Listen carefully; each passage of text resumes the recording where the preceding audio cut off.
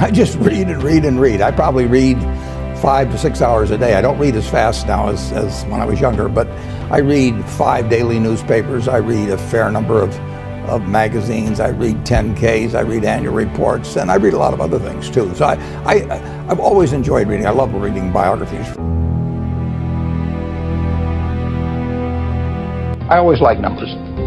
I knew I was going to be interested in stocks the rest of my life, but probably at the time I was 8 or 9. I used to keep charts on all kinds of stocks when I was that age. My aunt gave me a world almanac, so I memorized the population of all cities of any real size. But I just like numbers. It was not limited to business numbers at all. My grandfather had a grocery store, and I used to buy Coca-Cola from them in 6-packs for $0.25 and sell them for $0.05 each. I sold the Saturday Evening Post door to door. I sold Ladies Home Journal. I had all kinds of little ventures, not all hugely successful, I might add. I liked doing business early on. Have the right heroes. I mean, I've always been lucky in that respect. And if the people you look up to are going to form your vision of what the world, how you want to be in later life. I'll give you 2 pieces of advice. I'd invest as much in myself as you can. I mean, you're your own biggest asset by far. I mean, you've got all kinds of potential. All the people in this room, you're lucky to be in this country, gotten a good education, but most people go through life using up a very, very small part of their potential. And so anything you do that invests in yourself, that's the best investment you can possibly make. And then I would follow my passion. I mean, whatever turns you on. I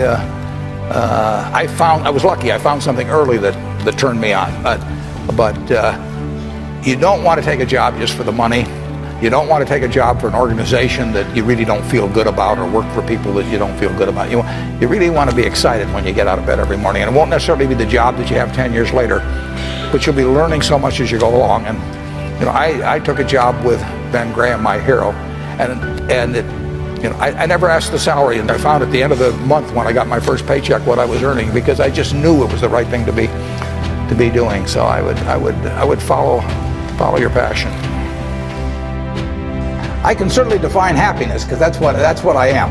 I mean, I get to do what I like to do every single day of the year. I get to do it with people I like.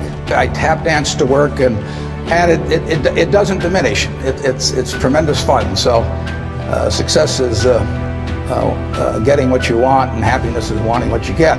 Well, I don't know which one applies in this case, but I do know that I wouldn't be doing anything else. I mean, I do advise you, when you go out to work, go to work for an organization that you admire, people you admire, because it'll turn you on, and you ought to be happy where you are working. And I was just wondering, what would you consider to be the worst investment you've ever made? The worst investment I ever made? How long do you have?